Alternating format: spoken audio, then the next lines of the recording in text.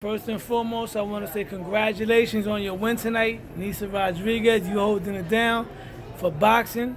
You holding it down. You're making a big difference in boxing, you know. In boxing, we haven't had too many great Puerto Ricans in a while. But the women, the females is holding it down between you and Serrano. They're doing what you got to do. Congratulations. Thank you, I appreciate it. How you doing tonight? I'm good, can't complain. Another one in the bag and just gotta keep moving forward from now. Congratulations on that win. So let me ask you a question, Nisa. How long you been boxing? Like, what started you training? What started you in the game? Right now, I think 17 years I've been boxing. I started off at 13 years old.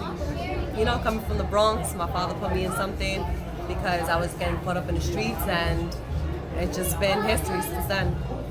So tell me about it. Like, when you started, when your dad got you into boxing, was he also boxing, or was it because you was fighting a lot or whatever? Being that you from the boogie down Bronx. My father boxed a little bit when he was younger, but he never really got into it as deep as I did. And I was just getting into a lot of fights in the streets, at school, at home with 4 brothers. So my mom told him, you got to do something with her. And he brought me to Patanzas, which is unfortunately not there no more. And it's been history since then. It's amazing.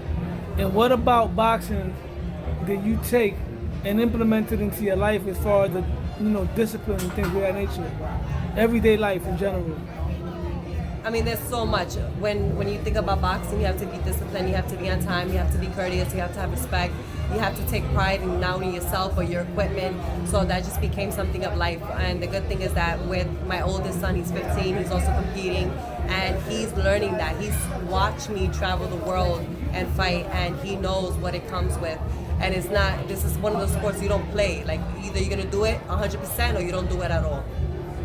So your son is 15 years old and he's boxing. You got him into the game. Are you his trainer? No, I don't train him. I was trying to keep him out of boxing. I put him in every other sport, but somehow he wanted to do it, and I had to let him be his own person. I just didn't want him to feel like he was in my shadow. But he's at 15 years old, he's already surpassed me. So I can only imagine what the future holds for him. Boxeo eres en la sangre, tú sabes. Claro. Tú sabes. And what part of Puerto Rico is your family from? My whole family is from Carolina, and my husband and me just bought a house in Lares. That's amazing. I went to Puerto Rico for the first time in September. Oh, I only went there for a weekend. I went to Carolina. I did as much as I could for 2 days, but I definitely got to go back. Yeah, not enough for a weekend. No. So let me ask you a question. As far as your boxing career goes, like, what are your goals in boxing? Like, how many weight classes are you looking to conquer? And who are the fighters that you're looking to fight to cement your legacy? Because you built in a legacy. So far, so good, you know?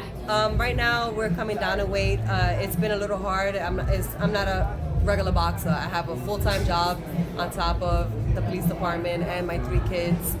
So right now, it's just we're training to be comfortable. I'm not cutting weight. I'm not doing nothing. So now I'm a natural 152. I've gone down to 141, so we just trying to fluctuate to see how it's going to fit into my career, because it's kind of hard having 2 careers, and boxing is one that you got to do all or nothing. It takes a tremendous amount of discipline. You got 2 careers.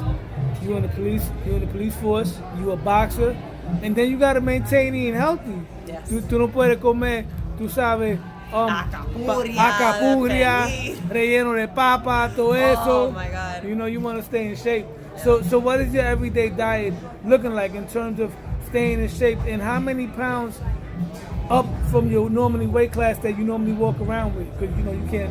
I stay within 10 pounds for the most part. I'm a pretty decent eater. I eat a lot of vegetables, a lot of fruits. I cut out the rice, unfortunately. And I have a house full of athletes, so even my husband boxes in the amateurs. That's amazing. My son boxes, my daughter plays basketball, my youngest daughter is running, so everybody eats pretty good. I'm going to give you some advice. Nosotros son boricua, para que tú lo sepas. You like rice, I like rice, right? I would strongly suggest for you to eat cauliflower rice. I've tried it. We do more of the quinoa. The cauliflower rice is pretty good for us too. Definitely, yeah. High five for that. Definitely. So let me ask you a question. What are the 3 favorite fighters that you watch throughout boxing that you learn from And what attributes did you learn from those fighters, if you don't mind me asking? Of course, it has to be Miguel Cotto. Just the heart he has, the way he brawls, and even to the end of his career, the way he was boxing. Tommy Hearns, because he was a tall, lengthy fighter. That's old school. Oh man, I love me. You some talking about Hearns. Tommy Hearns? What you know about Yes. Tommy Hearns? So I try to teach my son about Tommy Hearns because he's taller than me. He Okay. fights 132, and he has an amazing reach and the way he throws his uppercut the same way Tommy Hearns used to set up everybody up. And I guess my third one would be Mike Tyson. How can you Tyson. not go wrong with Mike Tyson? New York City. Of course. You little tall yourself. Like what's your wingspan? Like your Oh, I your don't reach? know. I'll have to figure it out. Well, you look like you got a lot of reach. And I try to take advantage of it. You gotta utilize your reach.